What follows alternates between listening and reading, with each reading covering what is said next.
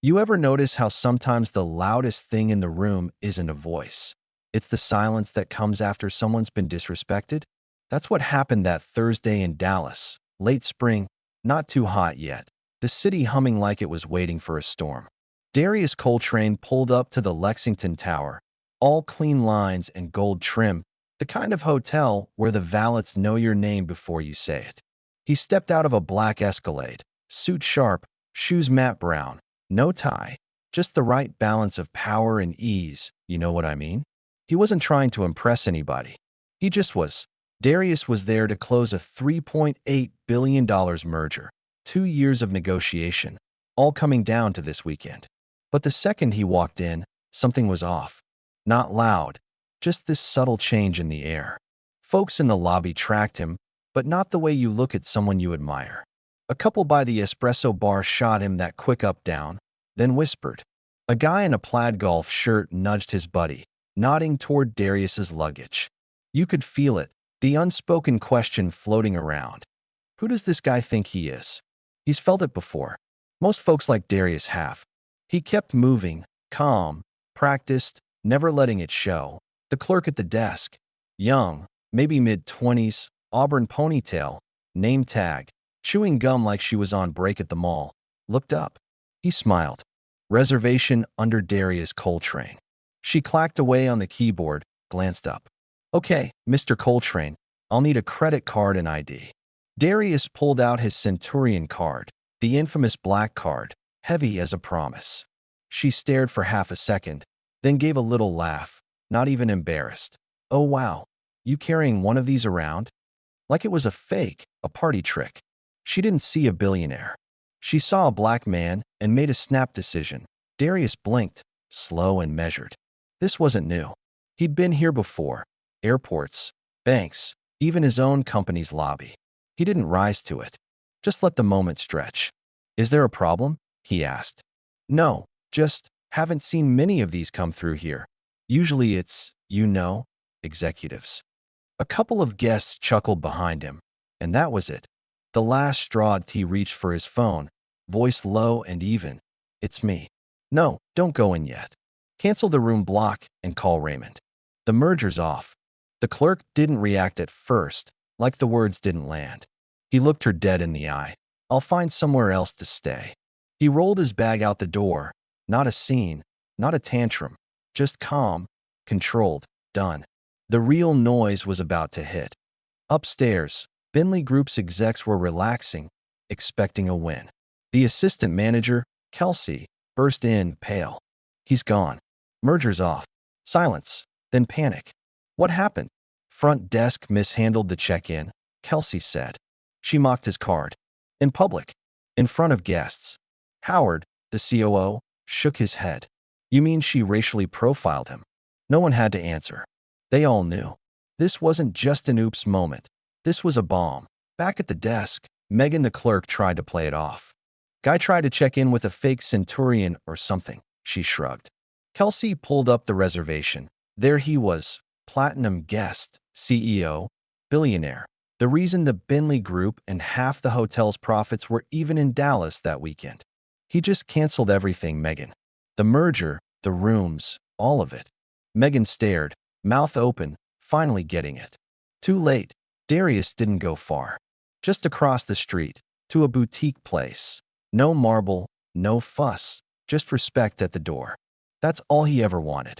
He sat on the bed, looked at the card in his hand, felt the ache in his bones, the kind you get when you've carried something heavy too long.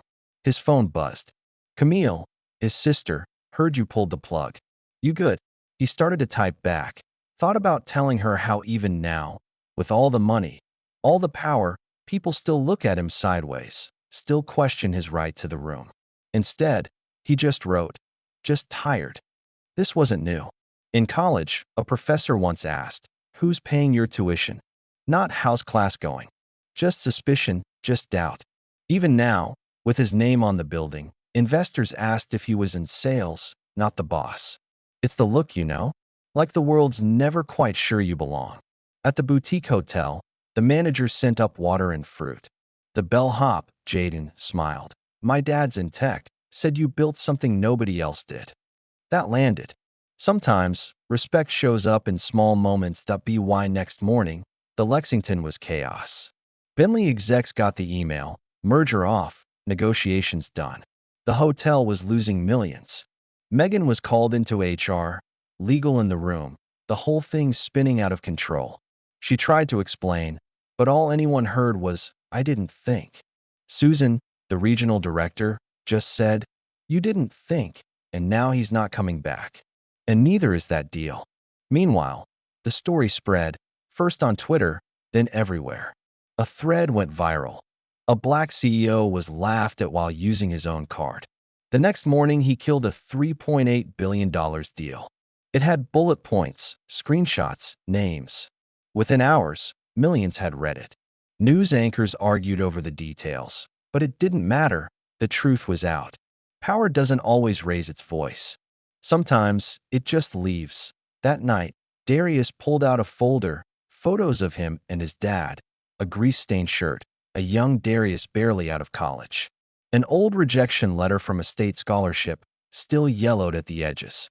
He kept it, not out of bitterness, but for clarity, a reminder that every sideways look, every doubt, is just someone showing up late to a fight he's been winning his whole life. He drafted a message to Camille. That moment didn't turn me cold. It just reminded me I never stopped fighting. Some people throw punches. I write checks. He smiled, didn't send it. He knew the world was watching now. Saturday morning, no suit, no press, just a folding chair in a community center in South Dallas. Darius looked out at young faces, future leaders, kids who needed to see someone like them refuse to back down. People think power is shouting, he told them. But real power is knowing who you are, knowing when to walk away. I've been mistaken for security at my own headquarters. I've signed 9-figure deals in minutes. But none of that changes how people see you, not unless you change the room. If they laugh at your presence, they'll never respect your partnership. And if you tolerate disrespect, it just gets louder. He paused, let it hang in the air. You are the table. If they can't see it, you don't owe them a seat. The room was quiet. A young woman said, "My dad's a janitor." He said you walked away like a king. Darius just nodded. Tell him he raised someone brave. By the end of the weekend, Darius's silence had become its own story, a lesson echoing in every boardroom and break room, every place someone had ever been told they didn't belong. He didn't need revenge. He didn't need to scream. He just needed to leave and let the silence ring out. So here's the question. If you've made it this far, would you have walked away or tried to teach them a lesson face to face? What does real power look like in your life? Drop a comment below. Let's talk about dignity, about what it means to know your worth, even when the world tries to set your value for you. Because sometimes the loudest thing you can do is say nothing at all. Just walk away and watch the world scramble to fill the space you left behind.